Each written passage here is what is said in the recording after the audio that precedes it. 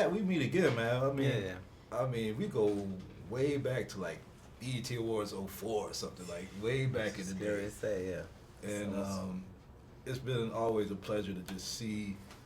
Well, not always a pleasure, because I ain't been happy to see it when they're doing you wrong. But to see you on the screen, it always brightens my day. And you stole the movie with your scenes in this one. So first off, how does it feel to be?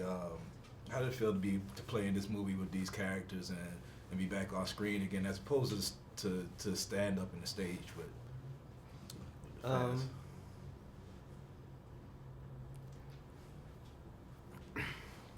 This was already gonna be a great movie without me, so I understood that reading the script. Then when you get the cast, you understand that that's for real, and yet it doesn't minimize the job that really needs to be done on this character. And if I can manage to do this right, this is a good thing in addition to a great thing. So I got it on all levels. It was the right thing for me, and I've already showed what I can do in a stand-up forum or in a rated R forum, and I wanted to explore, what could be done in a nice PG forum. Okay. And I wanted to still be able to bring something to the character, and so this was a wonderful opportunity, and you already got an all-star cast, so it's just about doing your job. I like those. I'm gonna have to ask you, we got a nervous Nelly here, so I know this is gonna sound like a funny question, but are you a serial killer? No, I get it. There's a lot of nuts out there. I am a stranger, I am a hitchhiker, Satisfied? But I swear to you, I am not a serial killer. Are you? Well, did you notice how you emphasize the word serial, which makes it sound like you're a killer, just not a serial one? Oh man, okay, that was totally unintentional. I promise you that. Didn't mean that. But you're still not saying I'm not a killer. It seems like that's what a non-killer would say. I'm an idiot, man. Idiot. No, An idiot. not. I've been a non-killer too long to not know the non-killer rules. You know what I mean? How about this? We'll give you a ride. Crazy? Let me finish, Pete. We can give you a ride to the station, but, and this is a pretty big but, only if we can tie you up. That way you can't rape or kill or murder Mr. Paranoia here. You okay? Those aren't too tight, are they? Almost kill you, can't kill you. Speaking of father figures, like one of the first things in that interview in 2004 that I learned about you is that, I mean, you are a father responsible for some kids. Like, how has that played into the career choices you make? Having offspring that look up to you as well as the fans. Like, has your children played into any of these choices that you make? Like, well, invariably, they factor into all the choices. Really, what it does is it gives you less choices. So, people without kids have a choice that they can fail. Yeah, that's true. You know what I mean? Yeah, they cannot bring it in. Yeah. They cannot get it done.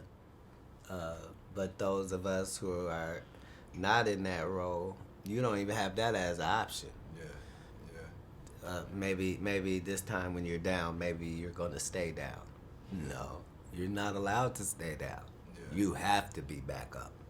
And so that's one of the blessings that you get from kids, is the fact that you realize every day is another day.